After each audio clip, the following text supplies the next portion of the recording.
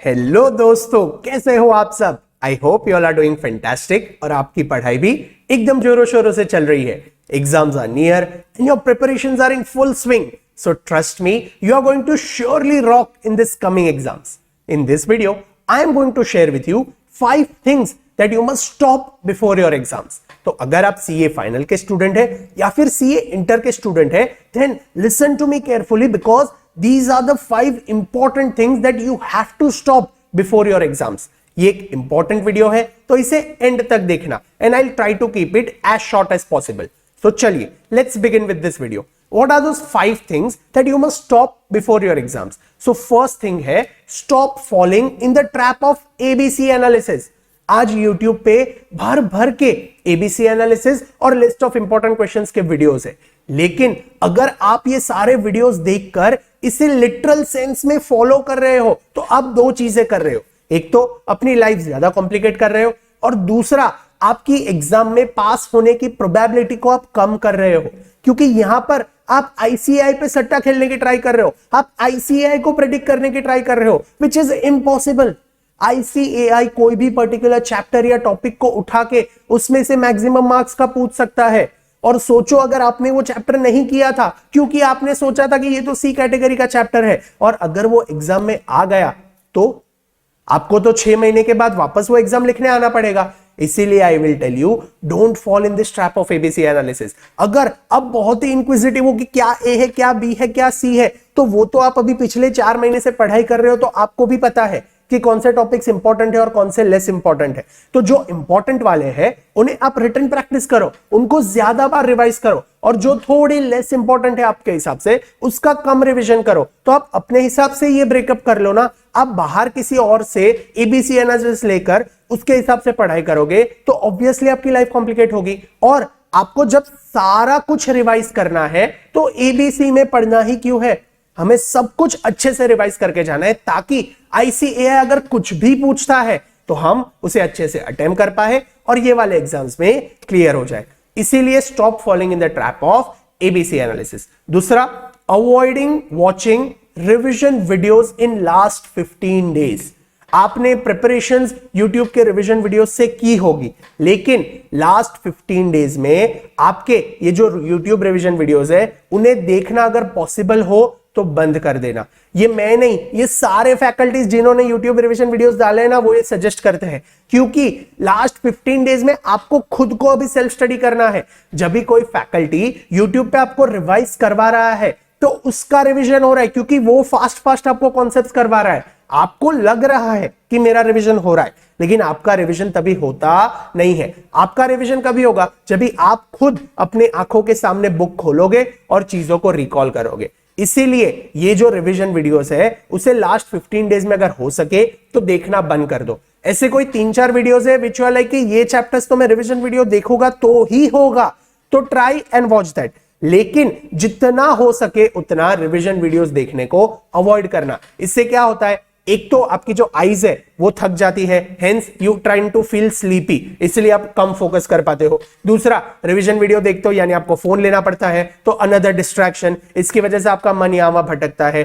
तीसरी, revision videos में आपका तो 100% रिवीजन होता ही नहीं है, क्योंकि वो तो फैकल्टी का रिवीजन हो रहा है। तो ये सारे डिसएडवांटेजेस की वजह से आपको ये जो रिवीजन वीडियोस है वो लास्ट 15 डेज में देखना अवॉइड करना है। मैं यहाँ पे स्टॉप नहीं लिख रहा हूं, मैं यहाँ पे अवॉइड लिख रहा हूं कि ट्राई करो, अगर अवॉइड हो सके तो अवॉइड कर लो, तो आपके पास होने के चांसेस बढ़ जाएंगे।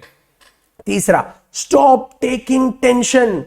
मेरे भाई अभी लास्ट 15 दिन बचे हैं, 3.5-4 महीना हमने पढ़ाई कर ली है।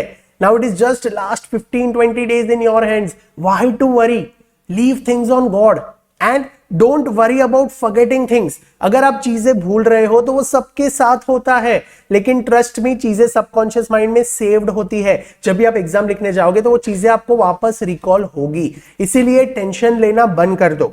जो आपके पेंडिंग टास्क है उसे भूल जाओ। अभी दिन के टारगेट सेट करो, दिन की वो पढ़ाई करो और अपने आप को खुश रखने की ट्राई करो। आप जितना खुश रहोगे, जितना टेंशन कम रखोगे, उतनी आपकी मेंटल हेल्थ इंप्रूव होगी। और सीए के एग्जाम्स सिर्फ फिजिकल पेपर्स नहीं होते हैं, उसके साथ साथ आपको एक मेंटल गेम भी खेलनी होती है। आपको मेंटली भी फिट होना रहता है, आपको कूल एंड काम होना पड़ता है।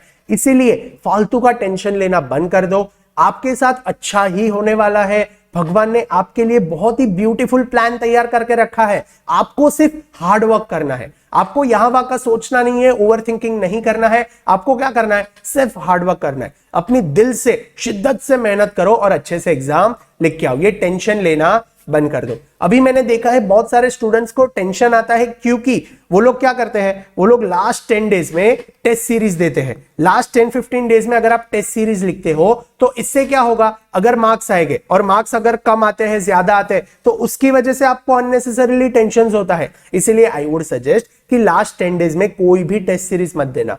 लास्ट 10 डेज में कोई भी टेस्ट सीरीज मत देना। तो सर हम क्या करें? आप खुद कोई क्वेश्चन सिलेक्ट करो, उसका राइटिंग प्रैक्टिस करो और सेल्फ इवैल्यूएट करो। Self evaluation is the best evaluation last 10-15 days में। अपनी मिस्टेक्स हुई वापस प्रैक्टिस करो, मिस्टेक्स हुई वापस प्रैक्टिस करो, लेकिन कोई ऐसी प्रॉपर वाली टेस्ट सीरीज मत देना लास्ट 10 डेज में, क्योंकि इससे शायद आपका कॉन्फिडेंस लो हो सकता है, जो आखिरी के दिनों में बिल्कुल भी नहीं होना चाहिए। तो this is the third important thing कि भाई टेंशन मत लो, बिल्कुल भी टेंशन मत लो, बिल्कुल भी ओवर थिंकिंग मत करो। आपके साथ अच्छा ही होने वाला है। आपने अच्छे से पढ़ाई करी है तो अभी वो जो पढ़ाई करी है ना, उसको पेपर में डालने का टाइम आ गया है। Now you have to prove yourself by writing the papers rather than taking unnecessary tension. तो this is the third thing that you must stop. Fourth thing, stop compromising on your sleep. मेरे बच्चों, सोने को आप compromise नहीं कर सकते हो। सोना है। Sleep is equivalent to gold, it is very valuable. अगर आप अच्छे से सोते हो तभी आप दूसरे दिन प्रोडक्टिवली पढ़ पाते हो। ये जो मोबाइल फोन है ना, इसे भी आप कंटिन्यूस नहीं चला सकते, इसको भी चार्ज करना पड़ता है, जिसके लिए चार्जर की जरूरत है। तो ये जो स्लीप है ना, it is like a charger for your body. अगर आप अच्छे से 6 आवर्स की पीसफुल नींद लेते हो तो दूसरे दिन आप और ज्यादा चार्ज हो जाते हो और प्रोडक्टिवली पढ़ पाते हो। बहुत सारे स्टूडेंट्स मुझे कहते हैं कि सर मेरा बहुत पोर्शन बाकी है, इसलिए मैं 3-4 घंटे ही सोता हूं। आप 3-4 घंटे सोते हो उसका मुझे प्रॉब्लम नहीं है, लेकिन अगर ये आप कंटिन्यूस करते हो ना, तो जब भी वो 1.5 डेज ऐसे 8 पेपर, यानी वो जो 16 दिन है आपके क्रूशियल एग्जाम के डेज, उसमें अगर आप बीमार पड़ गए तो जो 5 महीने की मेहनत की वो सब वेस्ट हो जाएगी। आपको वो 16 दिन एकदम फिट रहना है, और वो 16 दिन फिट रहने के लिए उसके पहले के जो लास्ट 15 डेज एग्जाम के पहले, तभी आपको फिट रहना है, तभी आपको मेंटली फिजिकली फिट रहना है। और वो कैसे होगा? जब भी आप प्रोडक्टिवली चार्ज्ड हो और एनर्जेटिक हो। और वो कैसे होगा? अगर आप एटलीस्ट 6 आवर्स की ढंग से स्लीप ले रहे हो। तो ये भी बहुत ही इंपॉर्टेंट पॉइंट है कि आपको स्लीप कॉम्प्रोमाइज नहीं करनी है। आप 6 घंटा सो, बाकी आपके पास दिन में 18 घंटे हैं। 18 घंटे में से अगर आप 16 घंटे भी पढ़ते हो, you study for 16 hours, which is more than sufficient है। इसीलिए प्लीज स्लीप को कॉम्प्रोमाइज मत करना। And last and important point is stop self doubting yourself. खुद पर विश्वास रखो, believe in yourself. You are a fighter.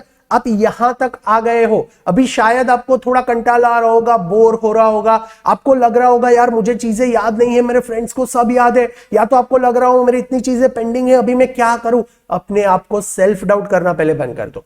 You are a fighter, you are unique. भगवान ने आपको बहुत ही अच्छे से बनाया हुआ है। आपके ब्रेन को भी भगवान ने बहुत ही पावरफुली डिजाइन किया है। अगर आप इसे ढंग से यूज करते हो और कॉन्फिडेंटली पेपर लिखने चाहते हो, तो ट्रस्ट मी आपके 10-15 मार्क्स ऐसे ही बढ़ जाएंगे।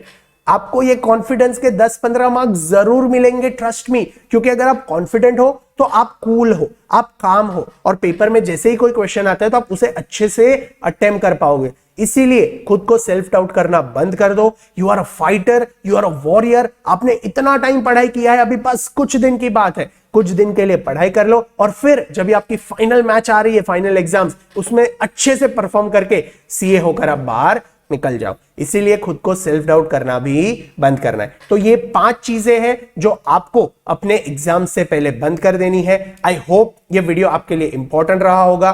मुझे यहां तक सुनने के लिए थैंक यू सो मच। मैं इसके बाद और एक वीडियो लाने वाला हूं आपके एग्जाम्स के पहले, which is watch this video 1 day before the exams. बस ये 2 ही वीडियो मैं आपके एग्जाम्स के पहले दूंगा। I won't put more video so that you get disturb. ये 2 वीडियोस आप अच्छे से देखना, अपनी लाइफ में फॉलो करना, और आपके जब भी पेपर्स आ रहे हैं तो ये पेपर्स को अच्छे से आपको अटेम्प्ट करके एग्जाम में पास होना है। और मैंने यही चैनल पे subject wise strategy and pro tips और 1 day before exam subject wise आपको 1 day before exams last minute कौन सी टिप्स याद रखनी है उसके भी वीडियोस अपलोड कर दिए हैं, तो आप वो भी देख सकते हो। और how to get a rank उसके भी वीडियोस मैंने अपलोड किए, तो आप वो भी चीजें देख सकते हो। लेकिन अभी लास्ट 10-15 दिन है, तो कॉन्फिडेंस लूज नहीं करना है, आपको अच्छे से पढ़ाई करनी है और एग्जाम्स में जाके सीए होकर ही इस बार यहां से बाहर आना है। तो मिलते हैं अगले वीडियो में, तब तक के लिए keep smiling, be happy, stay motivated and keep studying. Bye bye.